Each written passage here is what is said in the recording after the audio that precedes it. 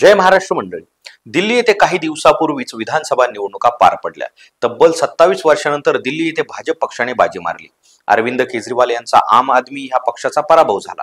विशेष म्हणजे ह्या निवडणुकीमध्ये चक्क अरविंद केजरीवाल हे मुख्यमंत्री राहून देखील यांचा पराभव झाला. अरविंद केजरीवाल यांचा पराभव झालेला पाहून अण्णा हजारे यांनी काही माध्यमांना मुलाखती दिल्या. एका मुलाखतीत तर अण्णा हजारे यांना चक्क अश्रू अनावर झाले. त्या मुलाखतीत अण्णा हजारे यांनी सांगितले की आमचे चांगले संबंध होते, परंतु काही गोष्टीमुळे मला त्यांच्या विरोधात बोलावं लागले. मला तसं करायचं नव्हतं, परंतु मला तसं करायला त्यांनीच भाग पाडलं. तर अण्णा हजारे यांनी निवडणुकीच्या 1-2 दिवस आधीच अरविंद केजरीवाल यांना मतदान करू नका असे दिल्लीकरांना आवाहन केले होते. एकेकाळी केजरीवाल हे ज्येष्ठ समाजसेवक अण्णा हजारे यांना गुरु मानत होते, तर एकेकाळी चांगले मित्र असणारे नंतर एकमेकाच्या विरोधात का बोलायला लागले? अण्णा हजारे आणि अरविंद केजरीवाल त्यांची मैत्री कधी झाली होती? नंतर त्यांच्या मैत्रीत फूट कशी पडत गेली? अण्णा हजारे आणि अरविंद केजरीवाल यांची 12 वर्षापूर्वी असणारी मैत्री ही अशी तुटत का गेली? त्यामुळे अण्णा हजारे आणि अरविंद केजरीवाल यांच्यात नक्की काय वाद आहे याबद्दल आज आपण सविस्तर माहिती पाहणार आहोत. नमस्कार मंडळी, मी PK भांडवलकर सत्ता या चॅनलमध्ये आपल्या सर्वांचं मनपूर्वक स्वागत करतो. चला तर मंडळी, आज आपण याच्यावर मुद्देसूद बोलूया. मुद्दा क्रमांक 1, अरविंद केजरीवाल यांचा इतिहास नेमका काय आहे?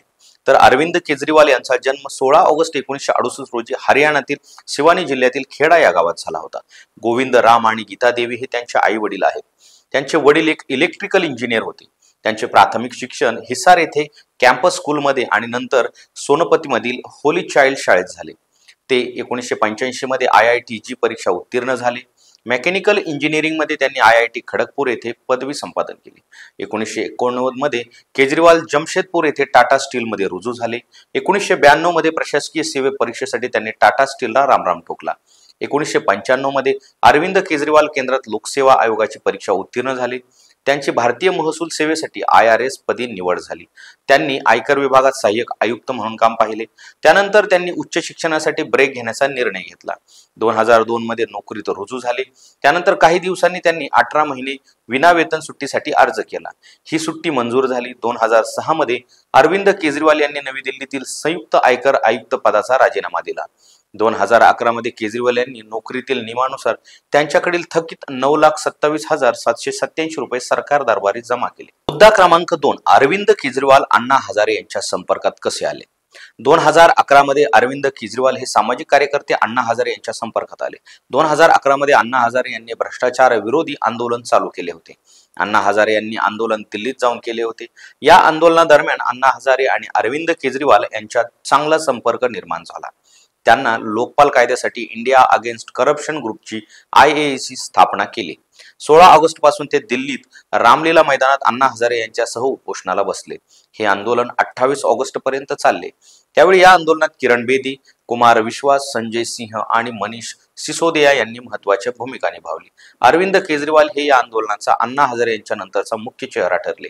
आता पाहूया मुद्दा क्रमांक 3, सर्व सुरळीत चालू असताना अण्णा हजारे आणि अरविंद केजरीवाल यांच्यातील संबंध का बिघडले? तर काही काळ सरकारी नोकरीत असलेल्या अरविंद केजरीवाल यांनी 2011 मध्ये सामाजिक कार्यकर्ते अण्णा हजारे यांच्या संपर्कात आले. ते दिल्लीत रामलीला मैदानात अण्णा हजारे यांच्यासह उपोषणाला बसले. या आंदोलन काळात अण्णा हजारे यांना अरविंद केजरीवाल यांनी चांगलीच साथ दिली होती. उपोषणावेळी अण्णा हजारे यांना पत्रकार परिषदेत काय बोलायचे याचे नियोजन देखील तेच करत होते. तसेच पत्रकार परिषदेवेळी अण्णाच्या कानात देखील एखादा मुद्दा मांडून त्यांना सविस्तर त्यावर सल्लामसलत करीत होते. त्यामुळे त्या काळी दिल्लीत गाजलेल्या अण्णा हजारेंच्या भ्रष्टाचार विरोधी जन आंदोलनात केजरीवाल यांची वेगळीच ओळख निर्माण झाली होती. त्यामुळे अरविंद केजरीवाल यांच्यावर देखील एक वेगळी छाप पडली होती. त्या काळी दिल्लीत झालेल्या अण्णा हजारे यांच्या आंदोलनाचा फायदा अरविंद केजरीवाल यांनी चांगल्या पद्धतीने करून घेतला. त्यांनी भ्रष्टाचार विरोधीतील लढा दिल्लीत त्यानंतरही सुरूच ठेवला. त्यामध्ये खंड पडू दिला नाही. त्यातूनच अरविंद केजरीवाल यांनी 2 ऑक्टोबर 2012 रोजी राजकीय पक्ष गठीत केला. 24 नोव्हेंबर 2012 ला आम आदमी पक्ष आप असे त्याचे नामकरणही केले. यावरून पहिल्यांदा अण्णा हजारे आणि अरविंद केजरीवाल यांच्यामध्ये खटके उडू लागले, कारण अण्णा हजारे यांचा पक्ष स्थापनेला विरोध होता. मात्र केजरीवाल यांनी अण्णाच्या विरोधाकडे दुर्लक्ष करीत काम सुरूच ठेवले, कारण अण्णा हजारे यांना वाटत होतं की आपले आंदोलन हे भ्रष्टाचारी विरोधात आहे, यासाठी आपल्याला कोणताही पक्ष काढायची गरज नाही. परंतु केजरीवाल यांनी अण्णा हजारे यांच्या बोलण्याकडे दुर्लक्ष केलं. केजरीवाल यांनी त्यानंतर पार पडलेल्या 2013 मधील दिल्ली विधानसभेची निवडणूक लढवली.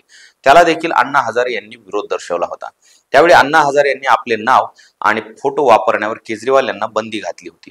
त्या निवडणुकीत केजरीवाल यांच्या पक्षाने अभूतपूर्व विजय मिळवला होता. या नवख्या पक्षाने चांगलीच कमाल केली होती.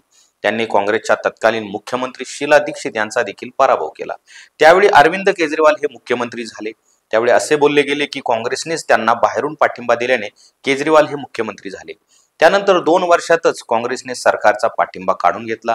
त्यानंतर 2015 मध्ये झालेल्या सार्वत्रिक निवडणुकीत केजरीवाल आम आदमी पक्षाने सर्वाधिक 67 जागा जिंकल्या. त्यानंतर 2020 मध्ये भाजपने त्यांना पराभूत करण्यासाठी चांगली ताकद लावली, पण आम आदमी पक्षाने विधानसभा निवडणुकीत 70 मधील 62 जागांवर विजय मिळवला. 16 फेब्रुवारी 2020 रोजी ज्या रामलीला मैदानावर त्यांनी कधी काळी उपोषण केले होते, त्याच मैदानावर तिसऱ्यांदा मुख्यमंत्री पदाची शपथ घेतली. तोपर्यंत सर्व व्यवस्थित चालू होते.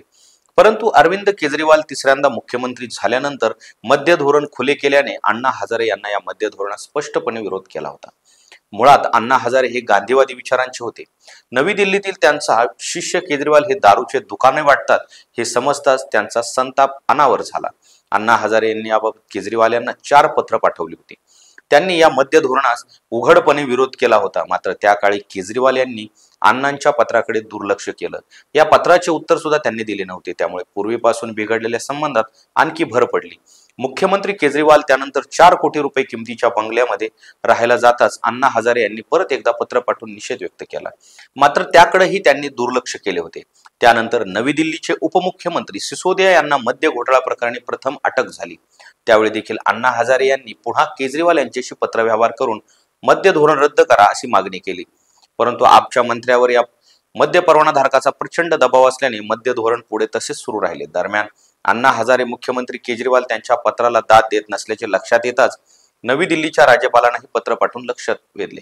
हे मद्य धोरण म्हणजे मद्य घोटाळा आहे. हे गेले 5 ते 6 महिन्यापासून सुरू होते. नवी दिल्लीतील मद्य व्यापाऱ्यांना परवाने देताना काही बंधनही राहिलेले नव्हते. विशेष म्हणजे या मद्य धोरणाची चौकशी व्हावी अशी मागणी काँग्रेस पक्षाने देखील केली होती.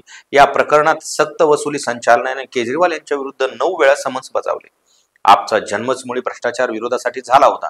एखाद्या शासकीय यंत्रणेने 2 वेळा समन्स बजावून हजर न होणे यामुळे साहजिकच दिल्लीतील जनतेची केजरीवाल यांच्याबद्दल नाराजी वाढत गेली. त्यातच केजरीवाल यांना अटक करण्यात आली. अटक करूनही केजरीवाल यांनी मुख्यमंत्री पदाचा राजीनामा दिला नव्हता. त्यावेळी मुख्यमंत्री केजरीवाल यांच्या अटकेनंतर सामाजिक कार्यकर्ते अण्णा हजारे यांनी सातत्याने त्यांच्यावर टीका केली होती. मी त्यांना असे धोरण बनवू नये हे असे सांगितले होते. आमचे काम अबकारी धोरण बनवणे नाही, यातून त्यांना जास्त पैसे कमवतील असे वाटत होते, म्हणून त्यांनी हे धोरण बनवले. मला वाईट वाटले, त्यामुळे मी 2दा पत्र लिहिली. एकेकाळी माझ्यासोबत काम करून दारू विरोधात आवाज उठवणारा केजरीवाल यांच्यासारखा माणूस अबकारी धोरण बनवत आहे याचे मला वाईट वाटले. दारू वाईट आहे हे अगदी लहान मुलालाही माहीत असते. त्यांच्या कर्माचे हे फळ आहे अशी टीका अण्णा हजारे यांनी केली होती. त्या काळातच लोकशाही मानणाऱ्या अण्णा हजारे यांनी स्पष्ट भूमिका घेतली. 72 तासाच्या पुढे सामान्य माणूस पुढे जेलमध्ये असेल तर त्याचे पद अधिकार काढून घेतले जातात. परंतु येथे तर केजरीवाल हे तुरुंगातून दिल्लीचा कारभार पाहत होते. त्यामुळे केजरीवाल व अण्णा हजारे यांच्यातील दरी दिवसेंदिवस वाढत गेली. त्याचा फटका केजरीवाल यांना बसला आहे. दुसरीकडे केंद्रात भाजपचे सरकार, राज्यात आपचे सरकार यामध्ये तणाव भरपूर होता. त्याचा फटका केजरीवाल यांना बसला. त्यामुळे आता त्यांना दिल्लीतील सत्ता सोडावी लागलेली आहे. तर मंडळी, या सर्व कारणामुळे अण्णा हजारे आणि अरविंद केजरीवाल यांच्यात वाद निर्माण झाला. तर मंडळी, तुम्हाला काय वाटतं? अरविंद केजरीवाल यांनी घेतलेले निर्णय बरोबर होते का? हे आम्हाला कमेंट करून सांगा. आणि अशाच नाविन्यपूर्ण माहितीसाठी सत्ता या चॅनलला सबस्क्राईब करा. धन्यवाद.